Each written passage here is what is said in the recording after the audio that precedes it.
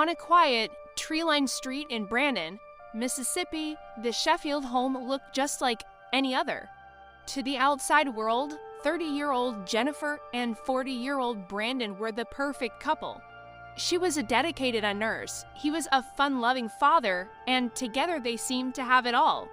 But on December 28, 2024, that idyllic picture was shattered forever. That day, concerned family members couldn't get in touch with Jennifer or Brandon.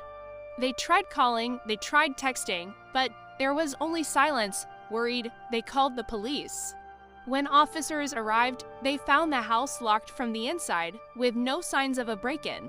What they discovered inside would send shockwaves through the community. The bodies of Jennifer and Brandon Sheffield were found within the home. To understand how this tragedy could happen, we have to look at the lives they lived. Jennifer Sheffield was a woman with incredible ambition. She wasn't just a nurse. She held a master's degree and was actively studying to become a physician. She was driven, smart, and compassionate. On her social media, she shared her deep faith, her love for gardening, and sweet moments with her family. Her posts painted a picture of a fulfilled, happy life. Brandon Sheffield was 10 years older than Jennifer. He was widely known as a devoted father to his 2 daughters. Friends described him as the life of the party, a man who could light up any room. He loved fishing and the outdoors. For years, their life together seemed stable and full of love, a shining example of a happy family. But beneath the surface, something was changing. In the months leading up to that fateful day in December, friends of Jennifer started to notice a shift. She confided in them that she felt the couple was growing apart. She was focused on her career and personal growth, aiming for a future as a doctor. It seemed their life goals were no longer aligned. This private strain eventually spilled into public view, in the way so many things do today, on social media. In the fall of 2024, both Jennifer and Brandon changed their Facebook relationship statuses to single. It wasn't a one-sided move. It appeared to be a coordinated, mutual decision. It was a digital announcement to their friends and family that their marriage was over. But here's where the story takes a complicated turn. Despite the public separation, they continued to live together in the same house. They were navigating the strange, uncomfortable space between being a married couple and being single, all under one roof. During this time, Jennifer's online posts gave us a small window into her state of mind. In one video, she spoke about a deep sense of silence and uncertainty in her life. She seemed to be questioning her path forward, grappling with the immense changes happening. It was a moment of raw vulnerability.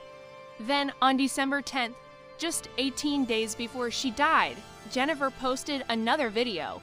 In this one, she appeared calm, composed, and in control. She spoke directly about the divorce. She even described Brandon as being incredible throughout the entire process. She detailed her plans for financial independence as a future single mother, talking about budgets and saving strategies. The video portrayed a separation that was civil, respectful, and mutual. It seemed like they were handling a difficult situation with maturity and grace. For anyone watching, it looked like a model for how to consciously uncouple. 18 days later, police officers were breaking down the door. The official investigation began. Forensic teams analyzed the scene, and medical examiners conducted their examinations. They pieced together the final, horrifying moments of Jennifer and Brandon's lives. The conclusion reached by law enforcement was devastating. They determined that Brandon Sheffield had taken Jennifer's life before taking his own. The case was officially classified as a murder-suicide. With the sole suspect deceased, authorities stated that no other individuals were involved, and the case was closed. In the aftermath of this shocking event, the families made a decision that would become a major point of controversy.